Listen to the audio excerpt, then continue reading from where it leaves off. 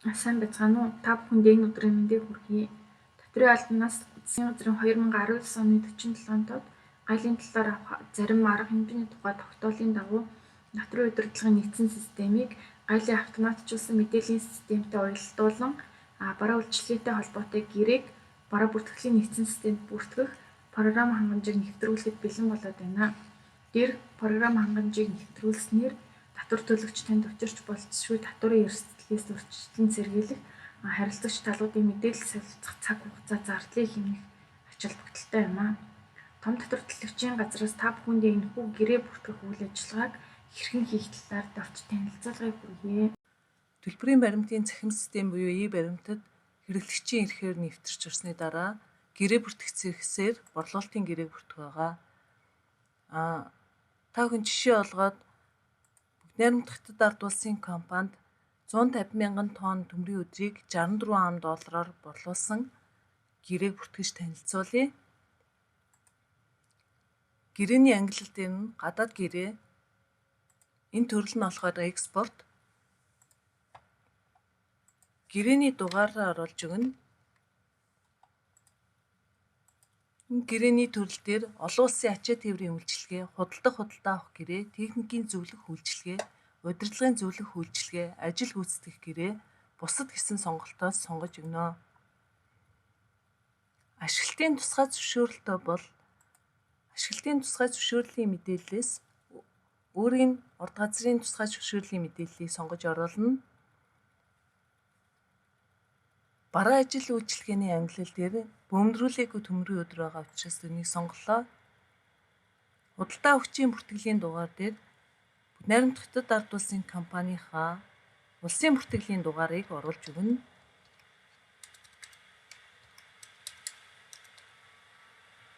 Худалдаа авахчийн нэрээ оруулаад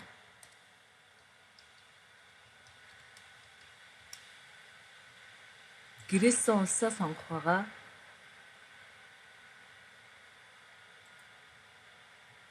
Энэ дээр гэрээ байгуулсан огноо, гэрээ дуусгах огноог заавал оруулж өгнө. Гэрээний нийт дүн валютыг сонгож оруулна. Тоо хэмжээний мэдээлэл дээр тухайн гэрээтэй холбоотой нийт тоо хэмжээнийхаа мэдээллийг оруулаад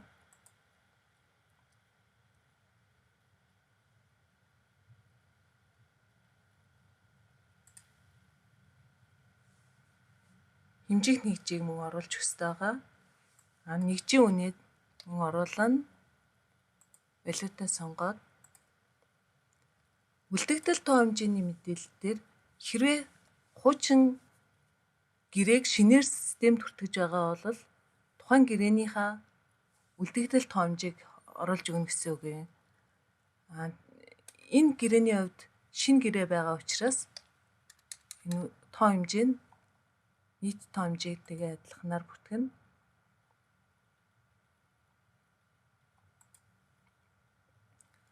Гэрээний нөхцөл гэдэг дээр олон улсын Incoterms нөхцлөөс гэрээнд заасан нөхцөлийг сонгож оруулж өгнө.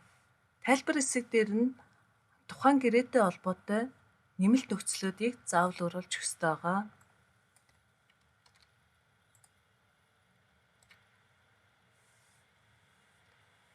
Гэрээ авсрах дээр тухайн гэрээнийхаа их хувийг PDF файлаар авсаргаж өгнө.